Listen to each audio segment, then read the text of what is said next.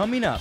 I wanted a full-size pool, but Bob's got this thing about trees. So what's bigger than a spa, but smaller than a pool? The answer sounds great, but putting it in the middle of a wooded landscape won't be easy. Because we're doing this, it's actually a very expensive operation. Big plans and big hopes for a small space. But will it make a big splash when it's all over? I'm Justin Cape, and this is Groundbreakers. Have you ever wanted your own private retreat out in the middle of the woods? I have, and if you have, then this project's for you. It starts right now. You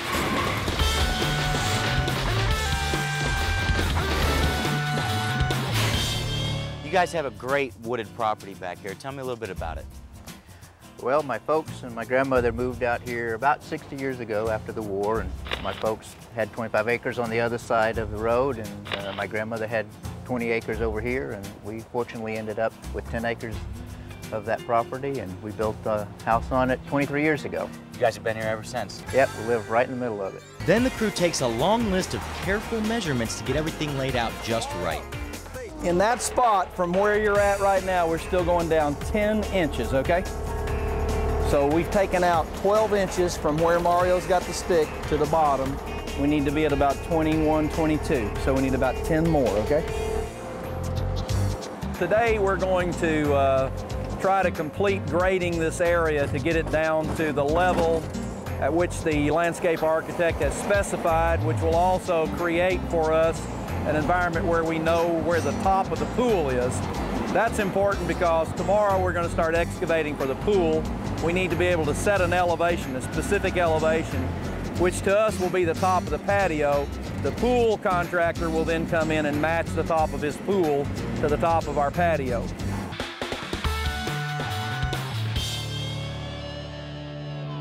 Crews have cleared out 7,000 square feet in this wooded backyard. Now they're ready to start on the centerpiece of homeowners Bob and Denise's new landscape. It's a spool, bigger than a spa, smaller than a pool, but still in need of a serious hole in the ground. A compact excavator lumbers its way through the woods and takes the first scoops of dirt out of the ground.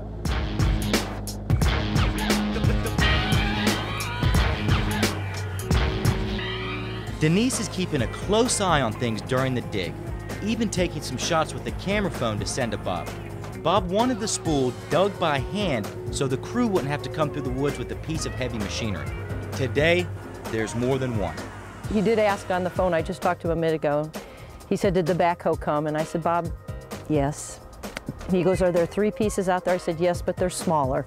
So he's doing all right. He did walk through the woods last night to make sure that things were still okay. After a few more hours of digging, he's home for a first-hand look. Goodness. Actually, the pool looks a little bigger than I guess he laid it out bigger, and then by the time you put it in the side, it gets small again. I don't know. I thought the same thing. Next, the crew gets busy on a short retaining wall that will level out the new patio. There's a lot of different ways to build a wall. Today we're going to do an architectural block wall, and it's basically just like big building blocks. We use these precast concrete blocks for the wall itself. One of the neat things about this wall is that no mortar whatsoever is required. However, we do use an aggregate base in the footer for the wall. We tamp it down real tight, and that's when the first row of blocks goes in. The most important thing about this wall is that first row, that it's leveled this way and leveled this way. And then after that, it's just like stacking blocks. Here's what makes these blocks work. Like I said, no mortar whatsoever is required, but this lip right here is what keeps the whole wall intact. Just drop it in there, get it nice and tight. Quick work. As one crew builds the retaining wall, 1 block at a time, another crew works on the plumbing for the spool. It's a maze of pipes and fittings, but these guys have found a shortcut. It's an electric PVC bender using a heating element in 2300 watts to soften the plastic until it's pliable. Long pieces are bent to fit the curves of the spool, eliminating a lot of extra fittings. Looks like it's about ready. Almost done. Ding! Yep. And so it comes out looking like a piece of spaghetti like that. Then we hand it off. And the crew has to work quickly since the pipe starts to cool off immediately. So I gotta ask you, can you like stick a hoagie in this thing and heat up your lunch with it? Sure, you buy 'em? Yeah, it's on me. Once the spool is completely plumbed, it's time to think about encasing those pipes in the spool's concrete shell. The first step is gravel. With a solid base of gravel in the spool, a steel crew uses rebar to build what pool crews call the basket. We're using a lot of rebar in this spool today, and basically rebar is the framework or the backbone of this pool. We're using a number 3 rebar inside the pool here and around the bench so that we can bend it. And then we use a number 4 rebar, which is about a 1/2 inch thick on the top of the bond beam. And it's just gonna give us a little extra reinforced strength. We took these bricks and put them up underneath the rebar. It's kind of a rebar jack. And basically, it just gives more space for concrete underneath the rebar and puts that rebar about halfway into our pour for the optimum strength. Crews have built a spool, half spa, half pool, and are now creating an entertainment patio around it. A stacked stone seating wall also incorporates a fire pit, which is being hooked up today. Bob and Denise are getting a close-up look at how work is progressing. With the stonework completed, workers lay the paver patio.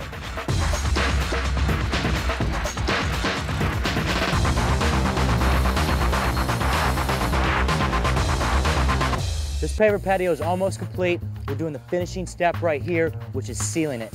I've seen people use a lot of different things to seal a patio, all the way from granite dust to play sand. And once you sweep that in, it's gonna get washed out after the first rain, and you're gonna have to come right back out and do it again. We're using a polymeric sand, and what this sand does is after it's swept in the crack, you put 1 application of water on it, and it expands and seals the crack. Next up, the waterfall. For such an important focal feature, landscape architect Chris Rowden is on hand to make sure it turns out exactly the way he drew it up. We want to be able to see the water source. We want to see some drops in the water if possible when you're looking at it from the screen porch in the house, and then you want to see the final drop as it falls into the spool. The next morning, another crew is on site too, because today the spool is getting its texture finish. It comes out wet, blue, and bumpy, but is quickly troweled smooth as it begins to dry.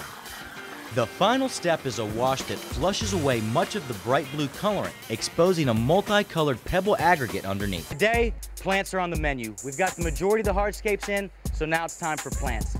Bob wanted to incorporate a lot of plant life that you'd find out in the woods, kind of a natural setting, so that's exactly what we're gonna do. This is a Pieris. It's gonna get a nice beet red color that's really gonna pop out in the woods. Bob already had some existing rhododendrons out here, so of course, more of those. And this is one of my favorites. This is anise. When you break it up, it smells like licorice, so it's gonna give us some fragrance out here as well. Bob's on hand for the project's final day, watching a one-man crew install tiny misters around the patio, some attached to trees and some on short risers in the planting beds. And what they're spraying will completely rid the new landscape of mosquitoes. It's made from a derivative or crushed chrysanthemum flowers. So it's extract. It's an extract from chrysanthemum flowers. And it virtually does build almost an invisible wall or an invisible umbrella over the property so that the bugs are just not there. With the system in place, there's one last detail for the landscape crew to tackle. They've been bagging up fallen leaves from other job sites. Now they're spreading those leaves, blowing them around Bob's woods to help cover their tracks and leave the area looking the way they found it. It really did. It kind of gave them a little oasis of civilization out here in this wild backyard, and gives them a place to come to and something they can really get out and enjoy this yard. We wanted to kind of create a little bit of a grotto effect. We wanted it to kind of create some different conversation nooks with the fire pit and the seating walls, but we wanted to frame it in a little bit with this reflecting wall behind the fire pit and behind the spool, so it kind of frames the space, and yet it doesn't close you in because you can see over it. Bob and Denise have their own little niche back here in the woods. Exactly. Or they can entertain 20 people if they want to. So. Oh, 40. 40, yeah, that's right. And I hope I'm on the list. Me too. What's your favorite part of the landscape? I really like the wall. I watched how hard they labored to do it and how beautiful it turned out. Every time I look at it, I appreciate it. My favorite's the waterfall. I love to watch it, I love to listen to it. It's just soothing and quiet, you know? Soothes the soul. Absolutely. Do you guys want to know what my favorite part is? What's that? The 10 acres of woods. Well, that's true. I mean, that's still our favorite part. It's still intact, and got our little oasis right in the middle of it. The way it was intended to be. That's right. Matt, your dad Chris helped design this spool, so you get to try it out. Let me test the water. How does it feel? It feels fine. Let's get in. He's telling just a little fib there. It's freezing. Bob and Denise were right. We need to wait another 2 weeks to christen this thing. I'm out of here. You're on your own. Where's my towel?